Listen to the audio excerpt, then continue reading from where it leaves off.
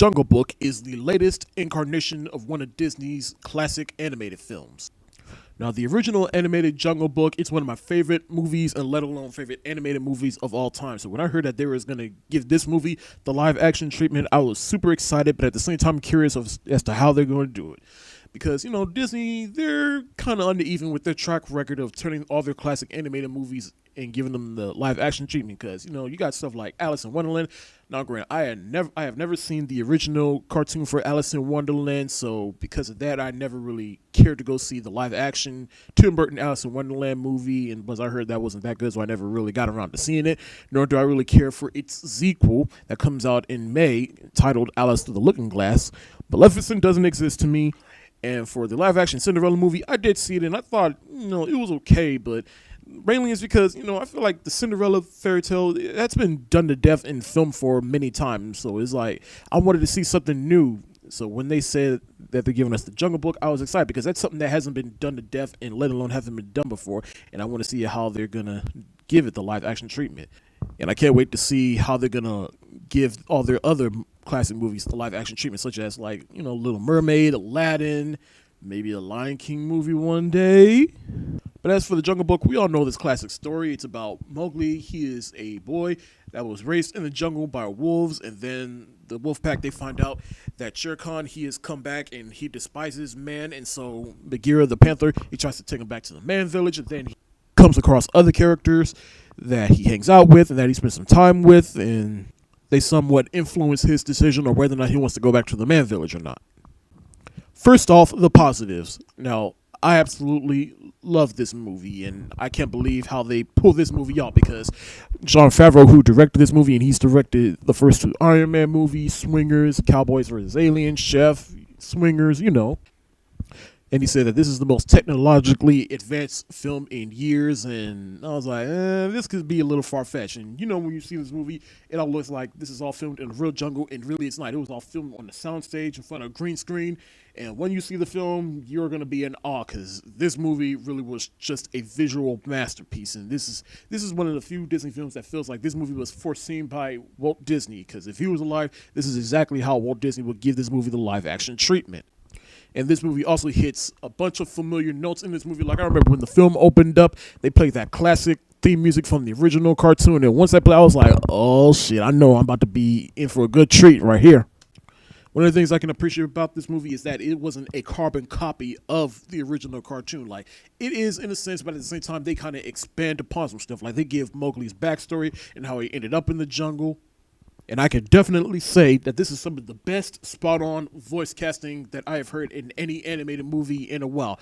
Like, we got Bill Murray voicing Baloo the bear, and he was great in this movie. Like, you really felt like that really was Baloo the bear being Kingsley. Again, I can't stress how much that was just a spot-on voice casting, and I really believe that, that he was some buzzkill panther that just wanted to do what was best for Mowgli.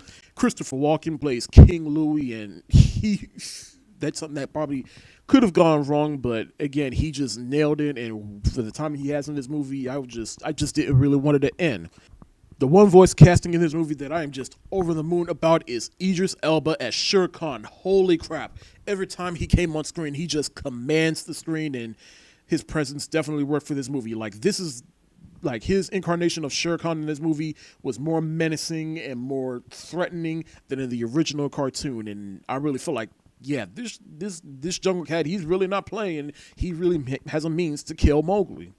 Even Neil Sethi, who plays Mowgli in this movie, he is pretty much the only real thing or real being in this movie, and you really believed him as Mowgli, and he really kept his child presence in this movie, and he really carried this film. They even put some of the old music numbers from the original movie in this film, like Bare Necessities and I Want to Be Like You. Like, I Want to Be Like You, Christopher Walken's incarnation of that song, I liked in this movie, but Bill Murray's incarnation of the Bare Necessities, while it's in the movie and I appreciate it and it definitely hits some nostalgic points, I feel like it could have been done a little bit better. And this is where I go into my negative. Like, again, I appreciated that they put the bare necessity song in this movie, but it just felt like they kind of shoehorned that in, and it didn't really feel as organic as it was in the movie. And speaking of Baloo, while I like Bill Murray as Baloo in this movie, but I feel like the whole relationship between Baloo and Mowgli, it felt like it was just kind of tossed to the side, and they didn't really flesh that out and put an emphasis on it like they did in the original movie. As to the whole taking Mowgli back to the man village plotline, like that was highly emphasized in the original movie. As to in this movie, I feel like somewhere between the middle and the end of the movie, they just kind of toss that to the side, where it's like they don't even care about getting Mowgli to the man village anymore. They just want to keep him in the jungle, and they have announced a sequel for this movie, so maybe they'll go more into that in the sequel. But ultimately, that was the heart of the original movie, and of getting Mowgli back to the man village, and because the jungle, it's no longer safe for him. And Mowgli, he was just conflicting on who he can trust and who really wants him to stay or who really wants to be with him and accept him. And that by the end of the movie, Mowgli realized he does need to be with his own kind. As to in this movie, I feel like they just kind of toss it to the side. And I understand, like, again, I understand you don't want to make a carbon copy of the original. And I understand why they changed some scenes around, but some elements from the original I wish they had kept in here. And I know it kind of sounds like I'm just comparing this movie to the original, and it's not even fair. But again, I feel like what made the original movie so timeless was because of all the stuff that I just mentioned. As to in here, while this movie, it is timeless, well, I won't be so bold to say it's timeless, but I feel like while this movie is special in its own right and on its own merits, I feel like there's some stuff from the original that I wish they had kept it in here that would have made this movie all the more special, other than the fact that this movie is very technologically advanced in the setting. But other than that, I highly recommend you go see this movie, and particularly in the IMAX theater. And that's one of my regrets, because I really wish I had seen this movie in IMAX, but I ended up not to. I saw this movie in regular theater, and now I kind of regret it. And I feel like I probably would have enjoyed this movie a lot more, but I still enjoyed this movie very thoroughly, and this movie is definitely for everyone. There might be some scary moments in this movie, but they'll get over it, and this movie's for everyone. Kids will love it, adults will love it, and this movie will definitely hit all the nostalgic points for anyone who's a fan of the original Disney cartoon of the Jungle Book.